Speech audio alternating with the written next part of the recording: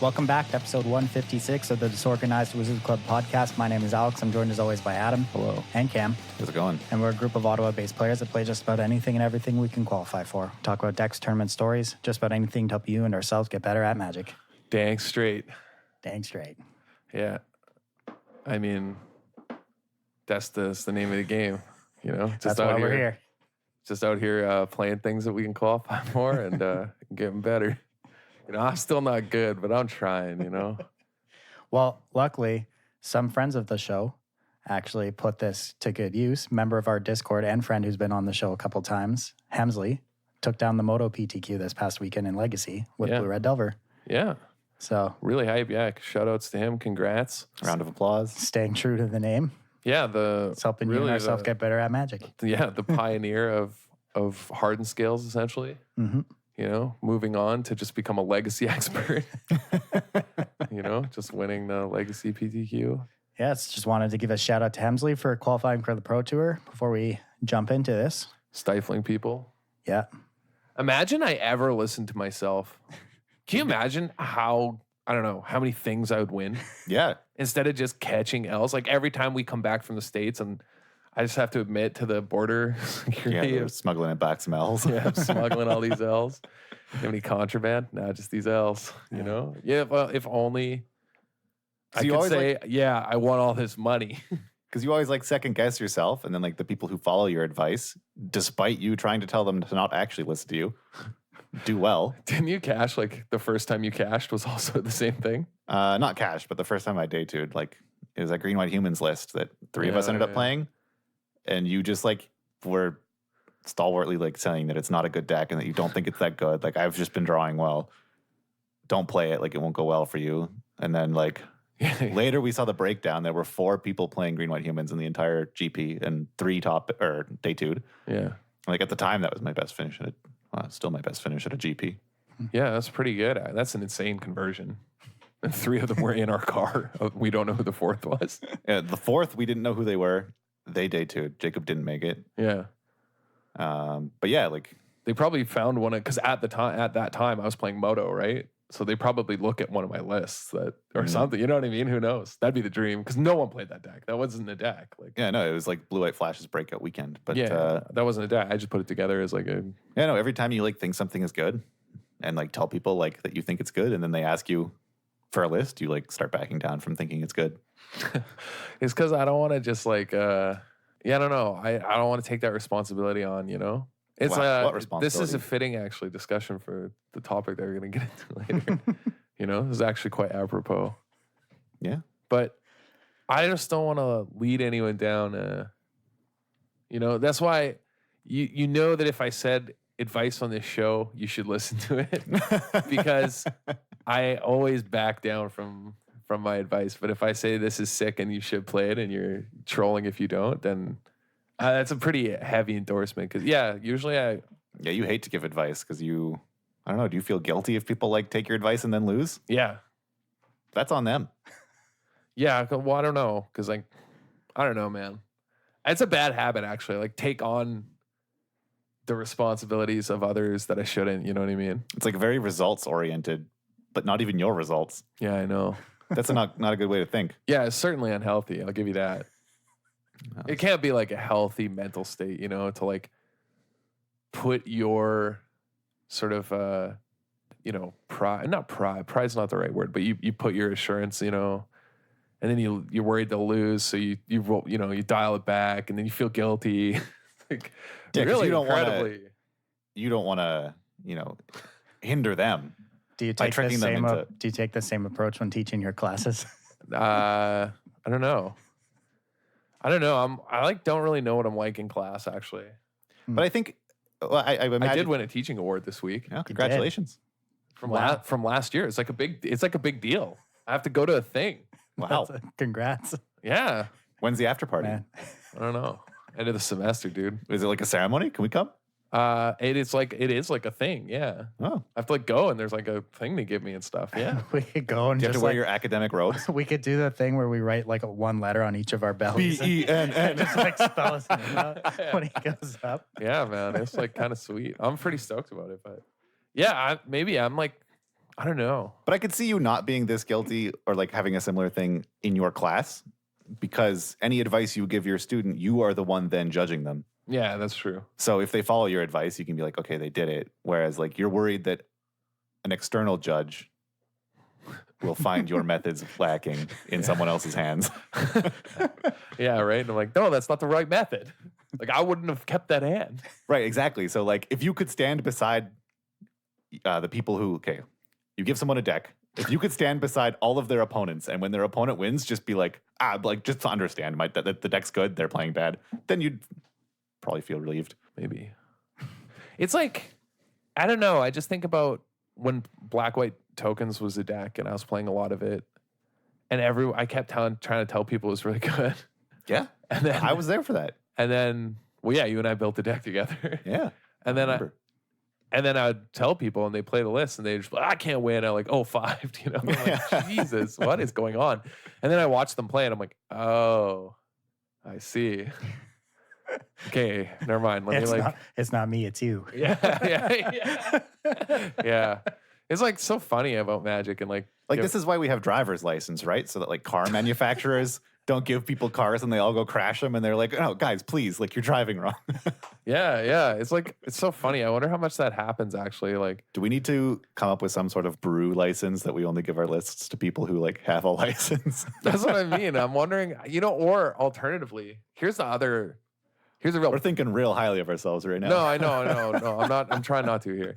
Here's a real brain buster, though. All right. What if there's some player out there who just has, I don't know, some like obscure, unknown YouTube or Twitch, streamer play Magic, and he just can't win, But his brews are insane. Oh, he's an A+ deck builder and can't pilot anything. But he's just a worse pilot.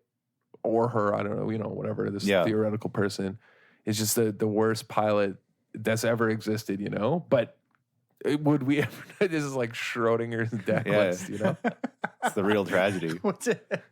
Yeah. Like, will we ever know? It's like, if a brew is fire in the woods, does anyone feel warm?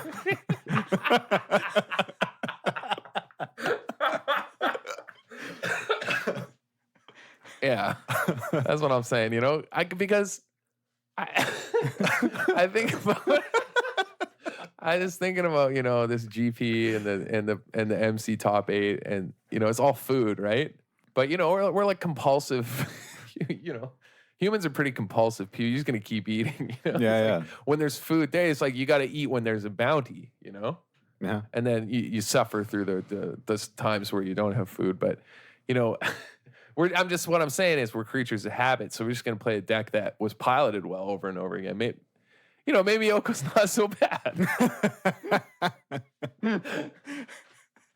People are just hungry. I mean, I'd believe that if like known good pilots and good deck builders like Josh Utter-Layton didn't try and beat Oko and concede.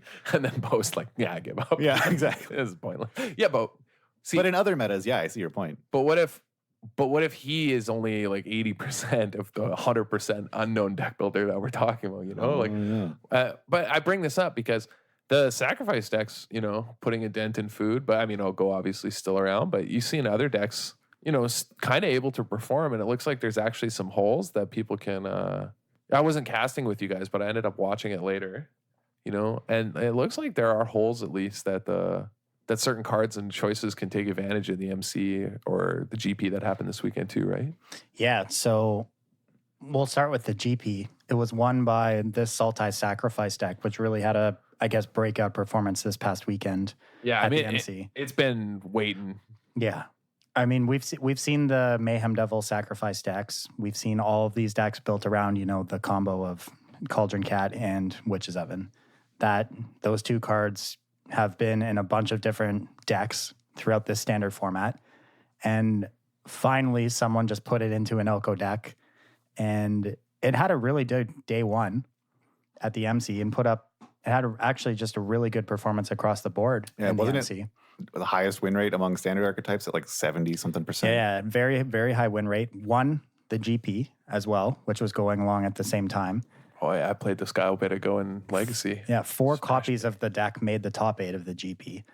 And everyone had just kind of accepted that the Simic and Sultai food decks were the best decks in the format. But while these are just another build of food decks, you could say it is new in the sense that this is not a Gilded Goose, Wicked Wolf, Nissa, Oko deck. Mm-hmm. Yeah, I mean, it's just a different game plan completely. Mm-hmm. Like, it's a different style. It is trying to do something different, completely different. I mean, yeah, it still has a Wicked Wolf. It still has Oko. It still has Goose. Yeah. But the way it plays out and what it's trying to do and the board it's set up is pretty interesting. It can really grind out all of the food decks. Trail of Crumbs is a man. They can't. You just can't outgrind them. Yeah, if they get the Vraska, Trail of Crumbs, Oko trifecta, Yeah. you can't outgrind that. Well, even just like Cauldron Familiar, Witch's Oven, and Trail of Crumbs. Yeah. Yeah. You're drawing so many cards every turn, and you find cards you need in certain situations because you're churning through your deck. And Yeah. I just say the Vraska one because it's 2 cards a turn, right? Yeah. Yeah. You just do like Mm-hmm. it's so outrageous. But yeah, it took down the GP, 4 copies of it in the top 8. None of them broke through to the MC's top 8. The MC top 8 was a little more, all food. We had 2 adventure decks, green, white, green, black, 3 Sultai food, 3 Simic food. Yeah. I mean, draft certainly Yeah. affects this. So the GP, course. I think, is actually a little more revealing of where the meta is Mm-hmm. in standard. Absolutely. Yeah. Which also has a Jeskai Fires. Sukanek's a really good player too. Guy always plays Jeskai when he can. Jeskai Fire is fun to play. Yeah. I tried it on Arena a bit, and just playing Cavaliers for free and activating The Cavaliers Flame, yeah. version is just so much better than the other version. Yeah, it's not even close. I mentioned this briefly on the pre-show, but our complaints with initial Fires of Inventions lists is that because Fires itself costs a card and doesn't do anything other than discount your other cards, it's easy to sort of run out of gas if you don't have enough card draw effects. And even with 4 drawn from Dreams, sometimes Adam and I were finding that you just sort of run out of fuel too quickly. But both Cavaliers, Flame and Gales, are card advantage, or like they have draw effects on them. So you just keep going. Mm-hmm. It is interesting that between both top 8s that there are 4 total decks that aren't food decks that top 8 these events, and they're all different archetypes.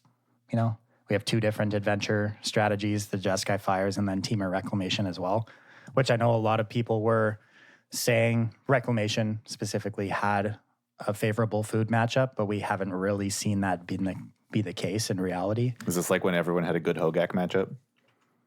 Yeah. I mean, most likely. Because, we've seen tons of talk about, Reclamation is favored in this matchup, but we just actually haven't seen it break through and put up a performance to prove that. 1 copy of the deck making the top 8 here, eventually losing out. But it's interesting that you point out that there are these different archetypes. And as Adam was mentioning, there are some holes that have sort of started to show themselves in the standard food list. However, I think the food lists are so solid that the holes that exist now aren't that big. Like, yes, they're there and you can attack them. And some of these lists have done so and, made a top 8. But like, they're not massive. Like, the food decks can still win. And like, it's still probably an even matchup. But, and again, this is an if, on Monday, if bannings change anything from the food list, it's interesting to know where the weaknesses in its other cards are. Yeah, absolutely. I also thought it was just also, there was some weaknesses even just on raw power level that showed up. So in the MC, he ended up losing after winning the first couple games or whatever. But when it was Eli Cassis was playing against Oscar Christensen. Yeah. And he had the Lilianas. It was just like not beatable. Yo, Liliana looked nuts in those games. Yeah. Liliana was just unbelievable in those games. And I thought that looked like a bit of a hole because Liliana actually attacks the food decks really well because, they're attacking on the ground, but also you can get Wicked Wolf off the board with it. You pick off a Goose and a Wicked Wolf, for example, is like a really good minus for you. Just the plus puts it out of range. The main deck Noxious Grasps don't do anything. They don't really have a way right away. Yeah, there was deal with it sometimes. There were a number of times in those games. I think there was maybe even once where Christensen had just 4 Noxious Grasps in hand, and Eli Cassis had mono black permanents. Mm-hmm. Yeah, it happened. I remember watching that. Yeah, so I don't know. There's just I think it's a lot more interesting. I played against I think that the Edgewall Innkeeper package can go a lot of different places too. I played against a pretty cool deck that was playing Edgewall, and it was green-red. Yeah, Javier was playing something like that. Bone Crusher. Yeah. And all that with like Ember Cleave. Yeah. That was in one of the lists, right? Yeah, Javier Dominguez transitioned from Gruul Cleave to Green Red Adventure. Yeah, I've seen people playing this too. Yeah. I remember watching this on the PT a bit too. I think this is pretty good. Yeah, Edgewall Innkeeper is just pretty powerful. Like there's, I think, some more space in Standard than people really thought, you know? Yeah, definitely. But I mean, all we've really seen so far is just the food decks dominating these tournaments and actually winning these tournaments. So, I mean, that's generally a lot what of happens. These cool decks get kind of lost. That's generally what happens with food, though, right? Like everyone thinks they're full, and then they find a little bit more room. Solid foods. What food decks are solid? Yeah. What I found interesting, specifically in the top 8 match between Eli Cassis and Oscar Christensen, was that Cassis went up 2-0 and won both pre-sideboarded games and then got clean swept in every sideboard game after, which really showed, you know, there was at least one game where he didn't have a particularly good draw, but it really like showed the power of Veil of Summer out of the sideboard for these food decks. And Veil of Summer, we're going to bounce around here, but just got banned in Pioneer as well. Which, for the record, is laughable. Yeah, it kind of crazy. Yeah. I mean, but also not. I mean, it is a 1-mana cryptic command. Mm-hmm. And I wonder if their willingness to ban that card in Pioneer shows that maybe we're going to see it get the axe in Standard as well. Because the power these food decks have with Veil of Summer coming out of the sideboard versus decks like this, which can clearly prey on them and post board. Like, I wonder if that match goes Cassis's way if Veil of Summer is not a card. I mean, so I talked about this a bit while we were casting this match, while it was happening, that Cassis was getting reverse swept. And my take at the time was that it makes sense to me that Cassis won the pre-boarded games because his deck is already sort of pre-boarded for food. Like, obviously, he expected a lot of Okos. He has Noxious Grass mains. Like, he built a deck that is good in that matchup. And so how much does he really improve post-board compared to how much the Sultai food deck improves against him, who wasn't sort of main deck set up for the answer is a lot. And the answer is a lot. And Veil Summer is a lot of it. I mean, I still think food decks improve more post-board in this matchup, even without Veil of Summer. But you're right. Maybe that leaves them about on equal footing. And then taking the first game leaves green-black favored. Yeah, because I can specifically remember at least one post-board game where Cassis went for a Noxious Grasp on an Oko in the early turns. It got protected by Veil of Summer, and that Oko stayed on the field the entire rest of the game. And he couldn't deal with it and lost eventually because it just snowballed too much. It just it makes you think because they banned it in Pioneer. There's been, infinite talks about what cards are going to get banned in Standard. And I honestly am not sure if it's as clear cut as just ban Oko. Like, I wonder if there's other options. You could choose something like maybe banning Veil and Nissa. I wouldn't hate if they banned like Gilded Goose and Nissa or something, you know? I wouldn't hate if they banned Veil of Summer and then in like April unbanned it. Okay. You shouldn't be able to play it in the winter. I thought you were going to make an interesting point. You're just making stupid fun. So, like, the top cards from this MC for top spells are number 1, Once Upon a Time, which has been the case for a while now. Yeah.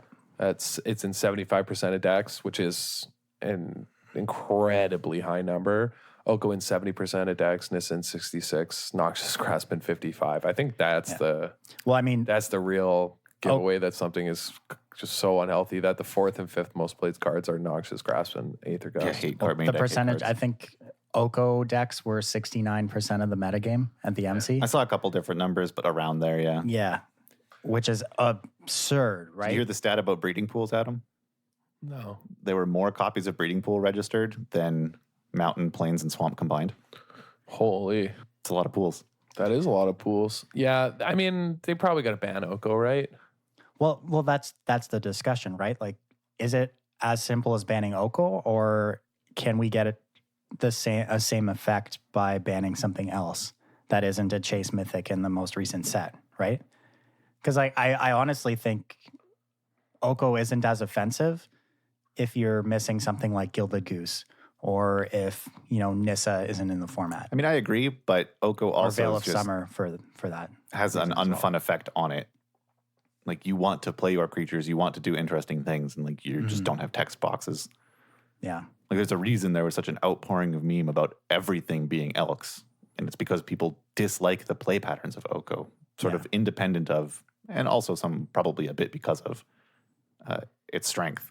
But even if it's like nerfed a bit by some of its support being removed, I still think it has unfun play patterns. Yeah, I don't think banning Veil solves anything.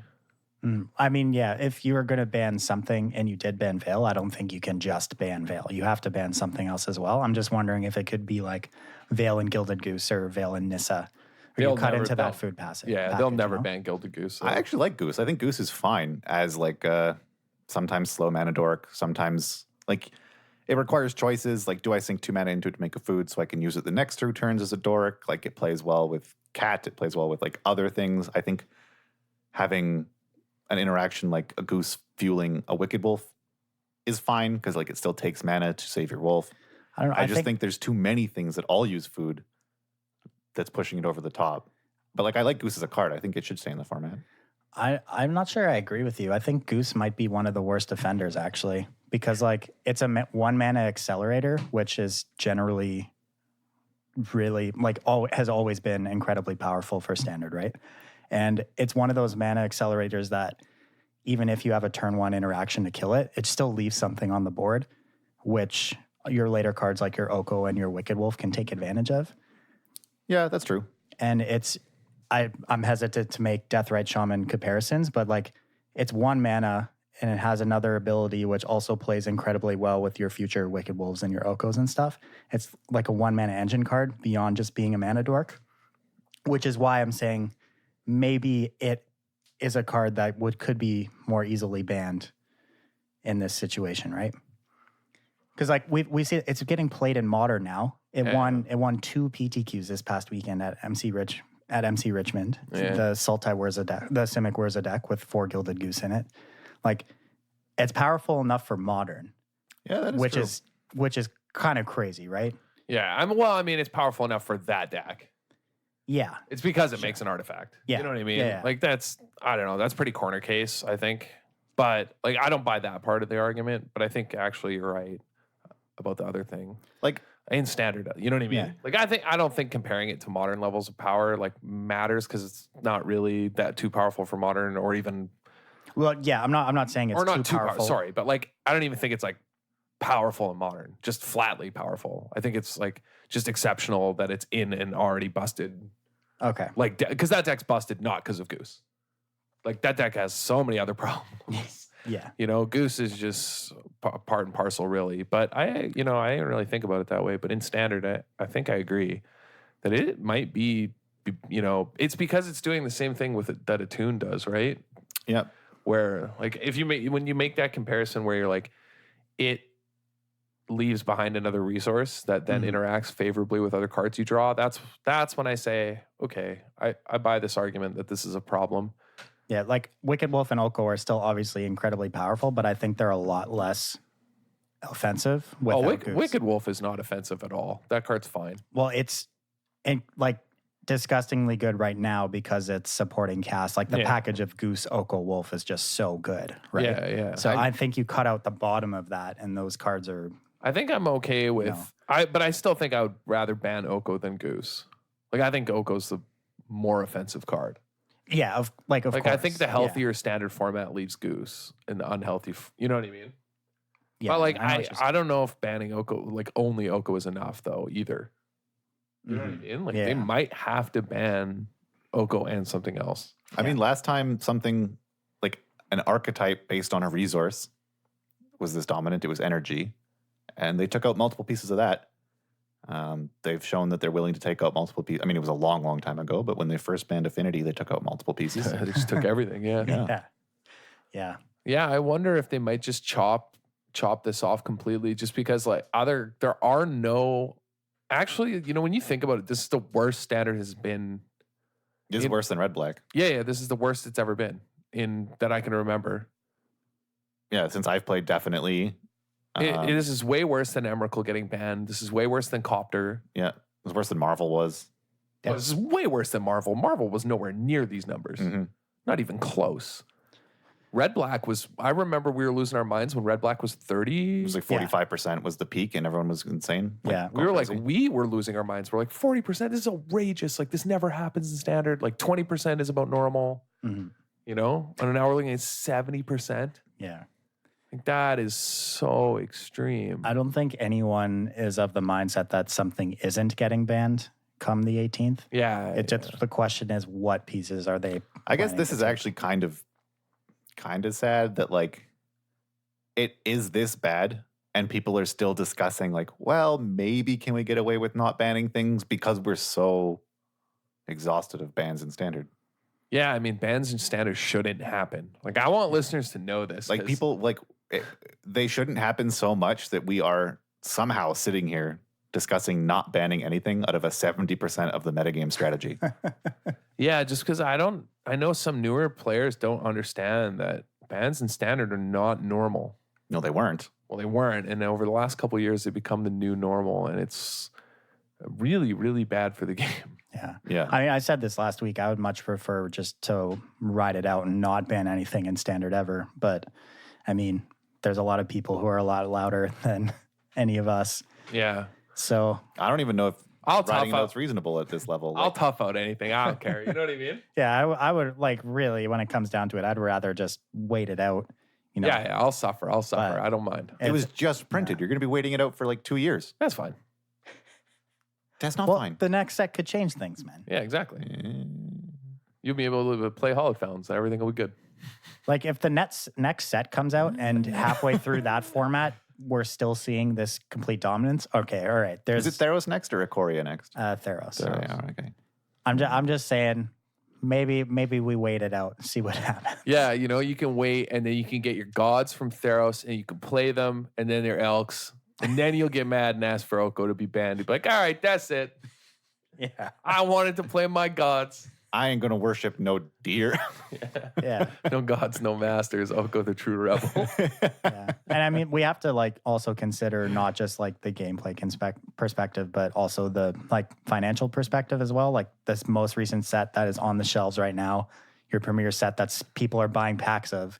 You've already banned one card from it in standard. Like that feels really bad.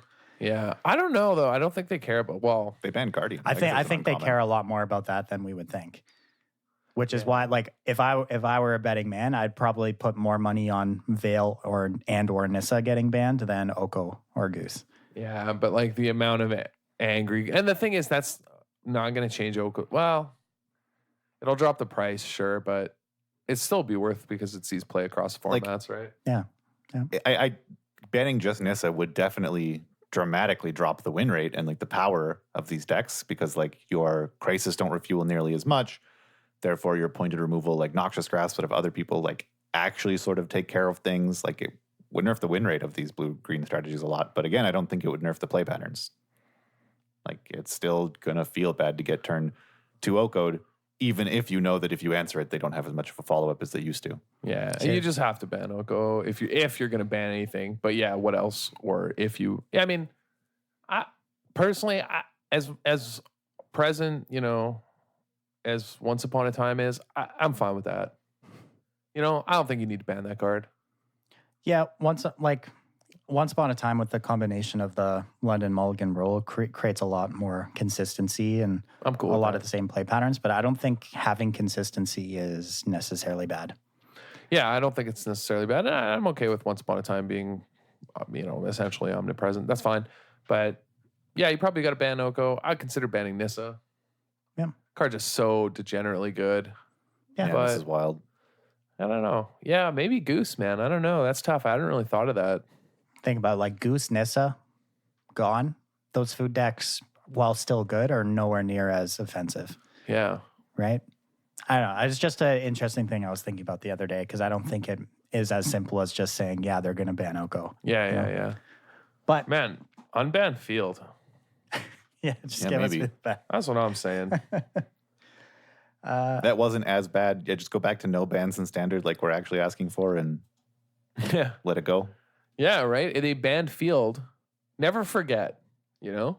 They banned field and things just got incredibly worse. They did my boy dirty. I love that card, and I loved Golos. In their heart, they know what they did. Yeah, I don't know, man. It's really tough. Well, while we're still on the topic of bans, we briefly touched on the Veil of Summer ban in Pioneer. What were our immediate thoughts on that one? Did we wildly miss the mark? Oh, yeah, I burst out laughing when I saw it. I mean, it probably should go eventually if they want control to be playable in the format over like, creature strategies. But it seems a bit like their priorities are out of step.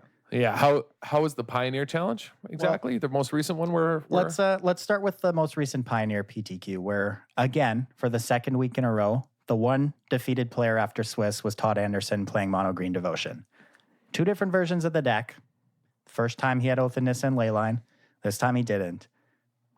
Went undefeated both times. When eventually lost in the top 8. The Pioneer Challenge after the most recent event, we have 5 copies of Mono Green Devotion in the top 8, and the deck that eventually won the whole thing was his exact list. Is the problem Veil of Summer? Yeah, the sideboard card, or is it Nykthos? Yeah. Or a host of other actual problems. Veil of Summer doesn't even give you devotion. I would not have bet any amount of money that Veil of Summer was the card that was going to go. Everyone was surprised. Everyone was linking the ban announcement article to each other, being like, "Huh? Would you look at this?" I don't really know what's going on here. Their argument was that banning it will allow for reactive strategies to push back against these decks. Sure. That was their wording. Uh-huh. I mean, I get that their philosophy is always to try and let existing archetypes continue to exist in some form, unless it is incredibly egregious. Because, you don't want to cut out decks that players enjoy. Like some people, identify with certain archetypes, and I think they consider this. So but I think this does qualify as incredibly egregious. I think Mono Green Devotion is probably going to be the best performing deck at SCG Invitational this weekend. Yeah, absolutely. And I think its time is counting down pretty quickly. I mean, it's banned the week after. This deck is by far the best deck in the format, and they just banned 2 cards from it, and it's still absolutely dominating. It has 3 cards total banned. Yeah. It's the only deck that's total ban from it so far in the first set of bannings. And I still think it's going to absolutely dominate this. It is 100% still the best deck. Yeah, absolutely. And because they're just not managing the ban list right, which is also frustrating because, are they going to unban Leyline? Are they going to unban Oath of Nissa? Probably not. Yeah, I don't know. I really don't know. We're going to end up waiting 5-6 years, just like Bloodbraid and Modern, and then people are like, yeah, that card sucks. Never forget a couple years ago when they unbanned Wild Nicodle. Oh my God, yeah. Just the ripple of shock waves of damage that's sent through the format, It really had a profound effect, Nicodles are just running around dealing people 3 in Modern right now. Mm-hmm. People just, yeah. Is this going to be the most tragic baiting that the Magic community suffers at the hand of WotC is being dangled this great format in Pioneer with promises to aggressively make it, manage the ban list so that it's fun. And then that's just mismanaged. Yeah, and then they just drive it into the dirt by horrible, ban lists, announcements, management. Because everyone was ready for their good decks to be axed entirely. They were happy about that. Yeah. Mm-hmm. And now they're just not doing it. Or yeah, it seems like they're not doing it. We were all fine. Every player was fine. They're like, hell yeah, I'm getting my deck banned. Right. Everyone had it as a challenge. Yeah. And now it's like, oh, you're just not going to ban the best deck. You're just going to... It's going to slowly pick away at it until it's still there forever. And people... the format has invariably warped around it in the time it has taken you to keep making bans. And so it's like it wasn't banned. Yeah, and now we're just not able to really do anything in the format because there's only one deck to really play against or a couple. So all the creativity is already getting flushed away. How are they so bad? It's actually insane how incredibly incompetent they've been over the last couple of years, man. And interestingly enough, though, we had a relatively new deck take down the PTQ in Pioneer. Have you guys seen this mono black aggro deck? Yeah. Is it the Vampire Legion or the Vampire one? Night Market Lookout taken down yet another tournament. Yeah. Wait, what do you mean yet another? That card did see some play at some point. Did it? Yeah, but it wasn't good. Cruise Copter. Does crew copter. Yeah, I mean, I'm not surprised to see a 4 Thoughtseize, 4 Smugglers Copter deck take down an event. Yeah, Thoughtseize is a card that I ordered a bunch of actually a while ago because I was once I heard about this. Yeah. Because Thoughtseize is going to be just a staple in this format, right? I mean, it's so powerful. Yeah. Thoughtseize aggro decks are nice. Yeah, it seems really good. Yeah, just out there with the Knight of Ebon Legion, Scrap Heap Scrounger, Rankle, Rankle plays very well. So I kind of had a similar thought of this that I tried in Standard. It was kind of slow, but like you have hand disruption in Thoughtseize, and then Rankle continues to punish their hand, kind of playing a role similar. And I think I made this comparison when it was spoiled. Similar to Liliana the Veil. Not as strong, but similar in the effects that it has. And yeah, it just plays really well in this deck. Plays well after Thoughtseize. You can sack your Scrap Heap Scrounger to make them sack something and then bring it back. You can do a bunch of stuff. The one thing I don't understand about this deck is why do we need 4 Duress and 3 Kitesail Freeboater post board? Plus our 4 Thoughtseize in the main deck. That seems like a little bit of overkill, right? Am I crazy to think that? Yeah, it seems like a lot. I'm trying to think what are you trying to tag? You know what I mean? Yeah, I just don't. That's too much. I don't really know. I feel like that's probably a bit overboard. Yeah, I agree. Everything else, though, I like. I really like the nice. Kalitas in the sideboard. Mm-hmm. That card's got to be very good in Pioneer, right? It is very good. Yeah. Yeah, it definitely is. Probably just doesn't see enough play yet. I feel like this deck could very easily put some Field of Ruins in its mana base. I think it's mono black. It's not going to hurt you that much, I don't think. No, With Nykthos running around, like why aren't they there? Yeah. Mm-hmm. But yeah, so right now, Pioneer has kind of become a bit overrun with a lot of these green-based aggro decks. I don't know if you've guys seen a lot of these decks, but there's like one of the lists from this PTQ top 8 is the a green, Rabble Master, Legion War Boss. Remember I was talking about this? Yeah, Elfin. Yeah. Goblin. Yeah. You know what it's missing though, right? Oh, never mind, it's not. Embercleave, yeah, that's there. Dude, remember I came up, I was like, Yeah, this you were was talking about it. Day one before the format was even live. I was like ranting about this exact deck. I hadn't seen this yet. Mm-hmm. But I was like, on weeks before the format, I was like, the day it was announced, basically, we were standing in the kitchen. I was like, this deck's going to be busted. Hear me out, Cam. 8 Dorks, 8 Goblins, Embercleave. What's in this deck? Yep. Exactly that. That's all you need. Doesn't matter what else it has. Hazard, though, pretty sick. Mm-hmm. Hazard's actually... You know what's a good last card to have in hand while Hazard attacks? Embercleave. Yeah. Embercleave. Gore Clan Rampager. 4 Lovestruck Beast in this deck. Notably plays very well with your 3 mana goblins as well. It's also a card in your hand that's not in your hand for Hazaret. Yeah. Yep. But yeah, I've seen a lot of these decks and a lot of the green-blue base decks playing, the 8 1-mana elves, Steel Leaf Champions, Lovestruck Beasts. There's Eldrazi versions of the deck as well. Thought Not Seared, Reality Smasher. Oh, yeah, Eldrazi are around. Oh, yeah. People can play a Smasher. Can't play my Smasher yet. Yeah. Yeah. I think these decks are becoming the more level 1. I think a lot of people are starting to realize that Izzet Phoenix isn't actually that good.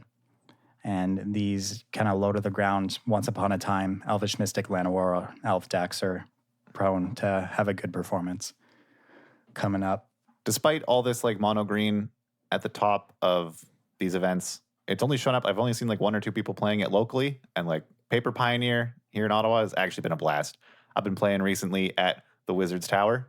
Great sponsor of this podcast, wizardtower.com. Check them out for all your Magic single needs. WPN PTQ finals are coming up soon, November 23rd. Their last preliminary is this weekend, which is November 16th. The final one to qualify for free entry to the PTQ finals. Head on down there to Wizard Tower here in Ottawa if you want to play in that.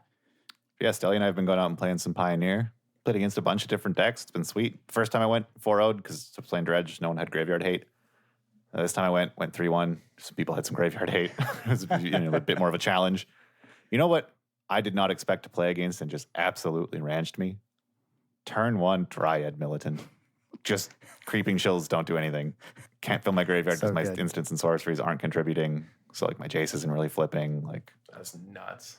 I mean, I can still like Narcomoeba stuff back, but That card was actually a house in standard too, man. none of my creatures, none of my 1/1s or 3/3s could keep up with all these like Benelish Marshall Loxodon creatures. Like it was, Yeah, just got that smashed. Dryad Militant, let me tell you, man. That guy was so annoying in standard to play against when I'm trying to get stuff done over here, fill my yard. Yeah, Jace was just miserable. Like, oh, I guess I'll -2, -0. You're 5/5. Go. Yeah, format's cool. Yeah, I'm excited to see some Pioneer at the SCG Invitational this weekend. It's going to be a fun tournament to watch for sure. But let's hop over to another big announcement from this past week. We got the state of the beta for MTG Arena with a couple really interesting announcements. Isn't it out of beta? Wasn't You're that right. announced? Yeah. It is out of beta. State of the game, it's called now. Okay. I just defaulted to state of the beta because it's always been called that. It was a beta for a long time. First, to start off, they talked about all the improvements that they're making to the performance because notably since the last update, it's been really, really bad. So they're working on that, which is good. We're getting version 1.0 with the friends list. So we'll be able to add friends, block people, and direct challenge people directly from your friends list, which is nice. We'll eventually get direct messaging in a future update, which is cool. People have been asking that for a while.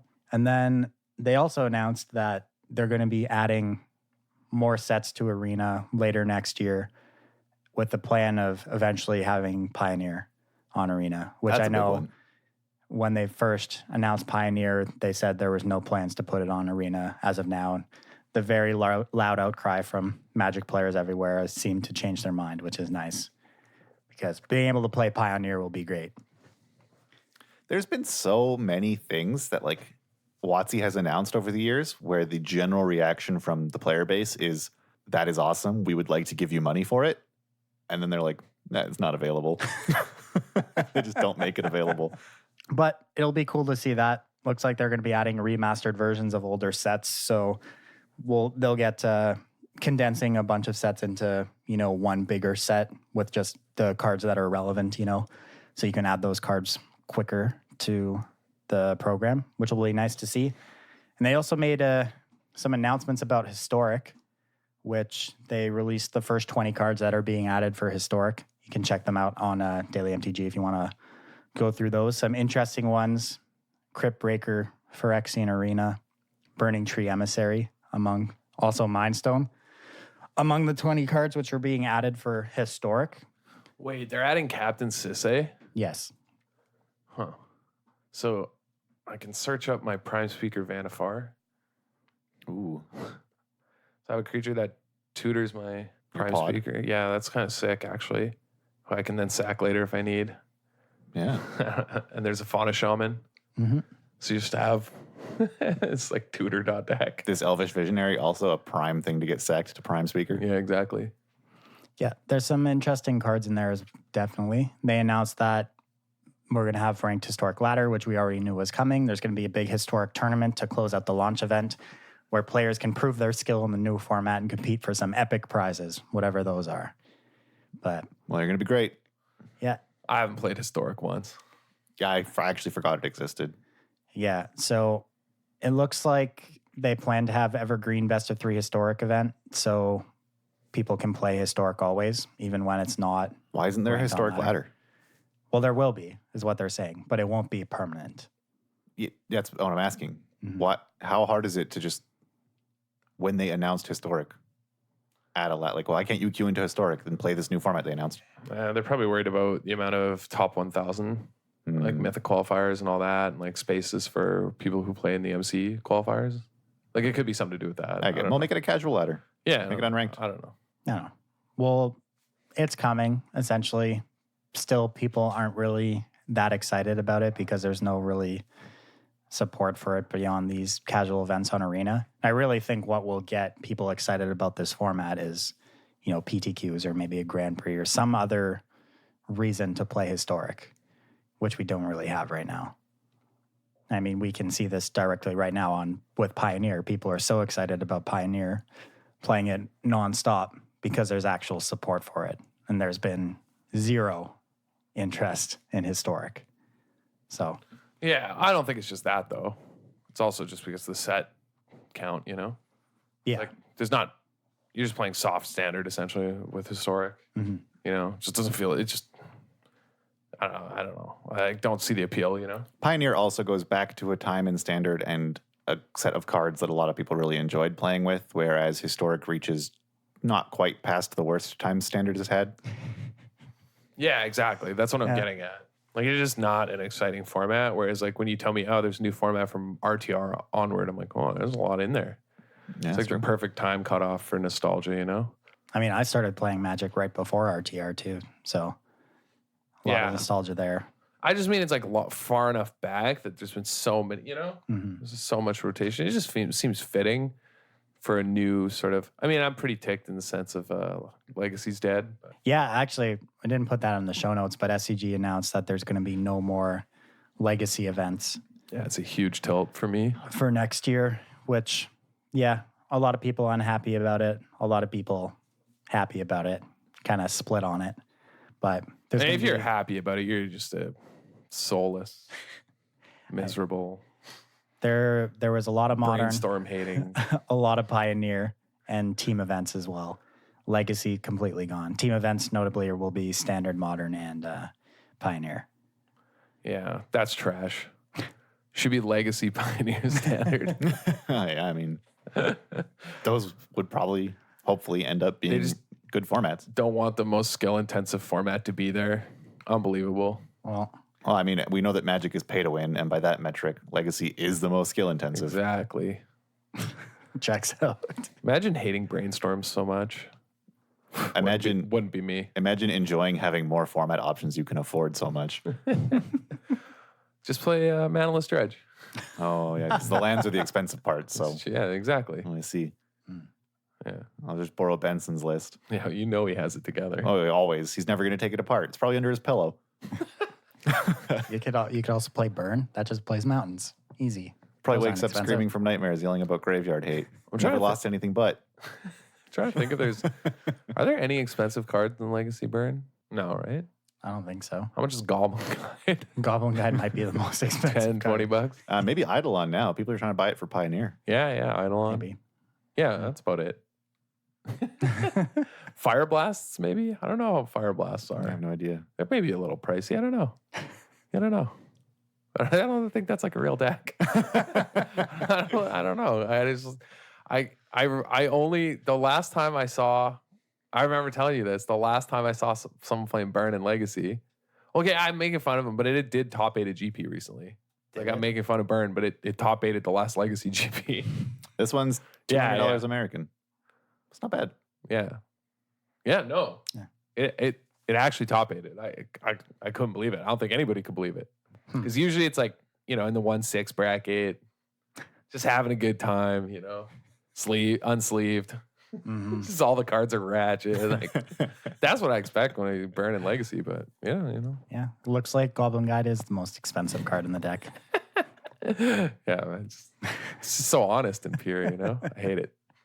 I hate it. Yeah, so as we say at the beginning of every show, we try and get better at Magic. And this week, we're going to try and do that by questioning our decisions, even the ones that we've already sort of taken as like unquestionable mantras, things that you use to guide everything you do in Magic. Like banning Oko. Right. And so we actually have been doing like examples of this throughout the episode. It was kind of unthinkable to Adam and I at first that you would ban anything but Oko. But still, he brought up some good points in like against Goose. And that it is also a war criminal. Or Gadwick the Wizened. Yeah. That it's not wizened. Dude, unbelievable. I don't forget everything I know. But yeah, this is sort of something that it's a mistake that we've seen lots of players make. I've made it a bunch of times. Friends of ours have made it a bunch of times. You see it a lot. And it's that they take certain decisions to be unquestionable. You've probably heard a ton of people say, like, oh, I lost that game and there was nothing I could have done. Or like, my draw was bad. I got unlucky.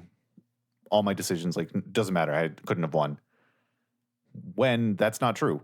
There's constantly a lot of decisions you can be making. And yes, most of the time, one decision is clearly better, but you still should sort of reaffirm that if you think that there was truly nothing you could do.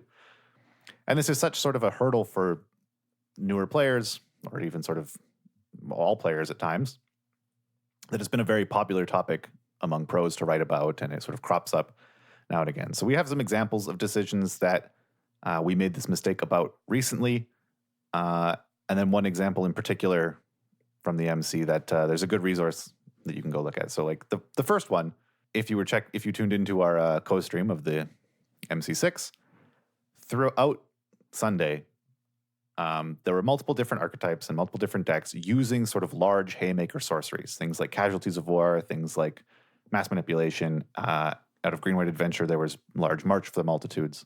And there were many times where Stelly and I thought that players should have used those cards. The windows seemed good enough. It would probably be resolved. You could get one or two things. You could march for 4, and start to generate a bit of an advantage from there. And it just seemed like the correct play. But instead, most of the people we were watching on camera opted not to use them in those scenarios. They opted to do almost nothing with their turn and just pass. Yeah, one that really jumps out to me was watching Cunio's top 8 match, where he had a pair of Flower Flourishes in his hand for almost the entire game and didn't cast them in multiple spots where we felt it would have probably ended the game immediately if he just cast them in back-to-back turns. But he held on to them, decided to do other things. And it was really interesting to watch the thought process behind that and how it played out. He ended up winning the games eventually and casting them eventually. Yeah, so what happened in all these scenarios is that Stelly and I thought that these spells should have been used where, it'll probably end the game. It'll definitely put you very far ahead. And players wouldn't. That was an example. Another one was Andre Strosky held a Mass Manipulation for so long that we started to doubt that he had a Mass Manipulation in hand because he just left it face down on the table. Because we kept thinking, well, if that was Mass Manipulation, he definitely would have cast it by now. Until the turn that it 100% would resolve because his opponent played his last card and then asked for 4, and his opponent conceded. It didn't put him ahead. The game just ended. The game also ended when Cunio finally cast his Flourish. Yeah. And we just sort of saw this pattern happening. And so it made us sort of start to question the decision that, this striving for incremental advantages and being slightly ahead of your opponent and closing the game over a couple of turns, which is generally what you sort of do. This is kind of how a lot of limited games get played because your cards are all medium. And so if you learn to play basic Magic in limited, you'll kind of have these patterns. Might not always be right, especially in these haymaker-driven swingy standards. And so that's something that, the players had clearly thought about and realized it was better to do something else that we just weren't questioning while we were casting until we saw how it started to pay off for these players. Yeah, well, a lot of it in this format, a lot of those play patterns actually are determined in this format by the existence of Veil and Mystical Dispute and cards like that. Yeah. That make it too risky to fully tap out into any one card left, That's why. Otherwise, you just get punished so badly. But that's part of it, yeah. It's you have to change your decision of, okay, well, this is the best time to cast it now. I get ahead if it resolved. You just have to completely rearrange your thinking of the subject of risk assessment in this format, right? Which is questioning your sort of decisions that you would normally make in a game. Is that I think actually one of the things in this format, in this particular standard format, is that these haymakers are so powerful, but the interaction with them is so cheap and readily available that you need to ensure that they resolve. You cannot take the risk of getting your casualties 1 mana cryptic. So it just completely warps your windows of opportunity and how you have to play around and with those windows of opportunity. That's what's happening. Yeah, exactly. And we saw all the pro players have realized this. Yeah. And I, at first, hadn't, because I hadn't been watching that much of the format. I'd been sort of busy with other things, that when I cast the first few matches, I didn't realize that the format had become this severe yet. And I was casting without questioning that way that I would have played it, which I would have lost those games. Yeah, absolutely. But yeah, because what this is your general heuristic about approaching the format, approaching the game, if constructed, is correct. Normally in a normal format or assessment, you would say, okay, this is a good window, risk assessment wise, I can take this risk, whatever. But in this format, things are so warped and so strange right now that you actually can't take those risks. You have to have a sure thing. Your punch has to land, Yeah, and that's actually a good point that you bring up, that like the fact that that decision needs to be questioned is particular to this format. So like this entire topic of no decision being unquestionable is for those corner case decisions in extreme cases. There's a reason that heuristics get developed. They are, for the most part, usually good and usually correct. However, they will lead you astray in these extreme cases unless you are constantly reaffirming that they are correct in all cases, or like in the case that you're in. So just beware that like anything you hold sacred needs to be reevaluated when formats get very skewed or very warped, or they just seem different. There's something else going on. Yeah, if they seem different, or if you get put in a weird game state that you haven't quite seen before, things like this.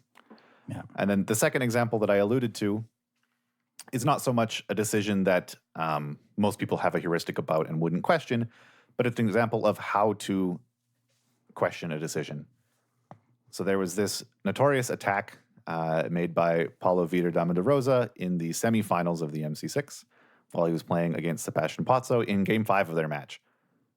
Paulo was on a mull of 5. Some things had happened. He drew a Nissa at a timely point in the game, but anyway, he has some creatures in play and a Gadwick in hand. Now, notably, you'd want to cast this Gadwick for a bunch to undo his multi-5, but before he casts it, he attacks with a 3/3 animated island into a Wicked Wolf, attacking at Oko. The Wicked Wolf shields are down, so like it would trade if they chose to block. But anyway, he puts this land at risk, which you would think you would not ever do because you want to Gadwick for as much as possible in order to recuperate from your mulligan. Whereas if his opponent blocks, he loses this land, he gets 2 less cards at a Gadwick because he then has to untap an island to make 3 blue, et cetera, et cetera. There's a bunch about it. And some people have said that this was a genius bluff. Other people have said it was an aggressive play. And immediately afterwards, in an interview, Paulo sort of questioned his decision, saying, I thought it through. I realized it was a risk, but it felt like it was something I had to take. And then I attacked. And then emotionally, I felt like I shouldn't have attacked, even though I knew I thought it through. And I still am not sure if it's right. Yeah, saying he immediately regretted it after he did it. And he wrote an article about this. So I think it's very interesting if you kind of want to see how a player as good as Paulo thinks through a decision like this and how they weigh resources in sort of a unique game. Check out this article where he sort of outlines his thought process. Paulo, one of the few pros I'll give he better than everybody. Yeah, he's very good. I mean, he's the best player to ever play a game. I don't even think it's close. Pro Tour top 8, 13 or 14 this past week? That was 14. 14, yeah. I mean, he's better than Finkel. Yeah, it's better kind than of Kai. I don't even understand how it's a debate. It's like saying Mike Tyson. Like it's like one of those people who are like, I don't know, like Ali. I think Ali could still beat Tyson. It's like, dude, yeah, you're out of your burger flipping mind. Like Tyson would crumple him. Like this isn't even a debate. Like you're just having nostalgic, It's like I love Anderson Silva, but he ain't. John Jones would smash him. Like your decision to think that Ali is the best is not unquestionable. It's just in this age of Magic for him to still have like what 30% top 8 conversion rate. Yeah, is that what it's at? It's crazy. It's something absurd. Yeah. Everyone else win rate at the Pro Tour, you see people's stats like 51%. You're like, well, that's pretty good. Shows like Eli Cassis, guys plays like 90 Pro Tours, win rate like 49% is in the top 8. You're like, well, that's pretty good. It's tough out there. Like 50% win rate is what you expect. You see Paul's win rate is like 68%. You're like, what the? Yeah, it's just outrageous, man. Mm-hmm. Yeah, and in a time where the game is the most competitive, Yeah, totally. So yeah, no, it's wild. But seeing his approach in the article is pretty cool if people want to check it out. Yeah, and I mean, a lot of that win rate that Paulo has probably comes from exactly this, constantly rethinking and reaffirming while drawing from all the mnemonics and sort of things that he's developed to know how to play Magic. And so if you find yourself doing sort of poorly, and I guess to lead back into what Adam was nervous about at the beginning of the cast, when he lends out a deck list and a lot of people just, maybe don't do so well with it, and then they come back saying, I don't think this deck's that good, there's nothing I could have done. It's because they are assuming certain play patterns or assuming certain uses for the cards in it and just not thinking that there could have been a different purpose. This happened all the time when we gave the list for white-black tokens to someone, they would cut incredibly key cards because they didn't understand how important it was, or they would use cards in the wrong spot because they didn't understand why we had included them. And rather than question these things because they went against their usual sort of mnemonics for playing Magic, they just said the deck was bad. Yeah. If you take anything away from this conversation here, is you play Stifle and Legacy, God damn it. Coming full circle back to Stifle. That is one that I have not wavered on, despite never registering it myself. I am playing a Legacy paper event this weekend, and I am going to play Jeskai Fairies. Stifle in that deck? Yeah, of course. Good. Oh, yeah. Another word of caution, I guess. In the process of questioning seemingly obvious things, sometimes people will call you crazy. There was a while before a GP where I know Adam and I tested a Teamer Energy deck without Rogue Refiners, like slightly before it got banned. And everyone told us the card was very good and that we were insane. Yeah, and specifically me. And we ended Obviously good. Right. We ended up realizing it was good, but we wanted to try out other things to, make sure. Like, and it's rather than copying a list, doing this made us viscerally understand why Rogue Refiner was so good. Yeah. So instead of just being like, it's good. Exactly. Like you need to. Like I just can't stand that attitude of not considering well, I don't know, we should figure out why and what's going on exactly here. This is what I tell when I'm TAing math and new students and stuff. If they don't know how to begin on a problem, they'll just wait and then they'll come talk to me and they'll be like, I couldn't think of anything. How do I do this? And I'm like, well, if you want to actually develop an intuition and actually understand this subject, you just need to be wrong a lot and try a bunch of things that don't work. And any idea you have, try it. And it probably won't work because you're new, but that's fine. You'll understand why it doesn't work. This brewer is out there somewhere, man. Yeah. And we got to find them wherever they are. All right. Thank you all for joining the club this week. Make sure, as always, you check out wizardtower.com for all your Magic single needs. Be on the lookout for more streams from us over at twitch.tv/disorganized wizards club. If you want to support the show, head on over to patreon.com/DWC Podcast. We're also on Twitter at DWC Podcast 1 and Facebook, the Disorganized Wizards Club Podcast. And however you listen to the show, whether it's Podbean, iTunes, Spotify, any podcast app, leave a review, rate the podcast, share it with your friends. Everything helps keep this thing growing and bring it to new listeners. Thank you for listening. We'll catch you next week.